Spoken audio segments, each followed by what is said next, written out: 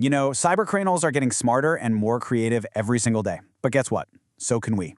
So today, let's break down some of the most common online scams out there and give you the playbook you need to outsmart them. And this is all coming straight from the official Cybercrime Prevention Handbook. Yeah, I bet this looks familiar. It's the kind of message that pops up on our phones all the time, right? A text about a package you never ordered, a super urgent email about your bank account, or maybe a job offer that just seems way too good to be true. These are the hooks scammers use every day. The real question is, can you spot the trap before it's too late? So let's start with the classic, phishing. This is probably one of the most common tricks in the book. Scammers craft these messages to look like they're from a company you trust. But just one click on that sneaky link can send you to a fake website that looks totally real. But it's only built for one thing, to steal your passwords, your bank details, your data. But here's where things get kind of wild, because scams are evolving. It's not just about a dodgy link anymore. Take this thing called digital arrest. Fraudsters get on a video call pretending to be police or government officials, and they try to scare you into sending them money. It is pure psychological manipulation. Just remember this, a real authority is never going to arrest you or demand money over a video call, ever. All right, let's dive into our first big category, the scams that have one goal and one goal only, to get straight into your wallet. First up, the investment scam. You've probably heard of it as a Ponzi scheme. They reel you in with these incredible promises of huge returns with zero risk. And for a little while, it might even look like it's working.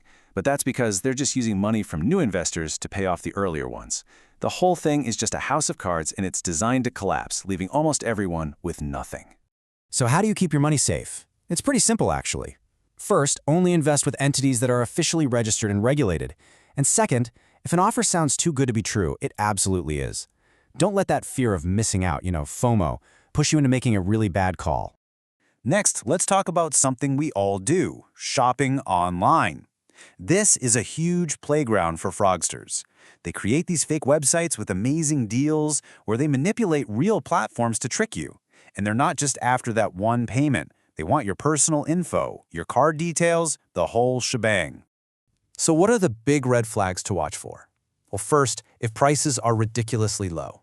Second, if a seller on a site like OLX or Quicker demands you pay in advance. And this last one is super important. You never ever have to scan a QR code to receive money. That's only for sending money. You know, stealing your money is bad enough, but some scams are after something even more valuable, your identity. Let's get into how these work, because honestly, the damage here can be way deeper and a lot harder to clean up. It is such a chilling thought, isn't it? A scammer creating a fake social media profile of you, or your mom, or your best friend. They use these fake accounts to trick your network into sending money or giving up personal information. It totally exploits the trust we have in the people we know. So how do you fight back? First, always look for those little blue verification check marks on official accounts. But here's the most important thing. If a friend suddenly messages you asking for money, don't text back. Pick up the phone and actually call them. A quick 2-minute conversation can shut down the whole scam instantly. Scammers are absolute pros at weaponizing legitimate processes against us. Take KYC, or Know Your Customer. It's a totally normal identity check for banks and financial services. But criminals create this fake sense of urgency, trying to panic you into sharing your documents or those critical OTPs so they can get into your accounts. The defense here is actually really straightforward. Never, ever use the phone number or the link that's in the message they sent you. Instead, go directly to your bank's official website or open their official app to see if the request is real. Always use the official channels, not the ones a stranger gives you. Okay, so after looking at all these different scams, you might be thinking, is there just one universal rule I can follow? And the answer is, yes, there is. It's a really simple 3-step mantra that can protect you from pretty much any scam that comes your way. And this is it. So simple. Stop, think, and take action. See, scammers need you to act fast, to panic before you can think. So your first move is always to just stop, take a breath. Then think, does this really make sense? Why is my bank asking for my password via text? And if you're not sure, verify it through an official channel. And finally, take action. Don't just ignore it. Report the scam, block the number, and delete that message. Let's really hammer home that think step with a few golden rules. Rule number 1, and this is a big one. Never, ever share your password, your PIN, or your OTP. Think of it like the key to your house. No legitimate company will ever ask you for it. There are 0 exceptions. Okay, rule number 2.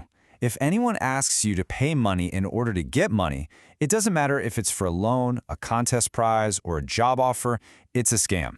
100% of the time. Legitimate businesses just don't work that way.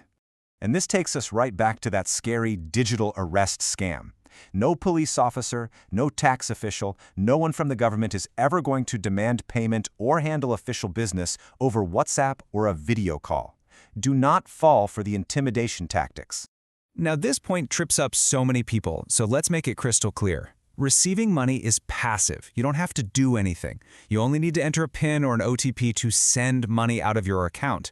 If someone asks for your details so they can give you money, what they're actually trying to do is take it. Knowing how to defend yourself is half the battle for sure, but the other half is knowing what to do if you think you've spotted a scam, or even worse, if you've already fallen for one. So let's talk about how to take back control.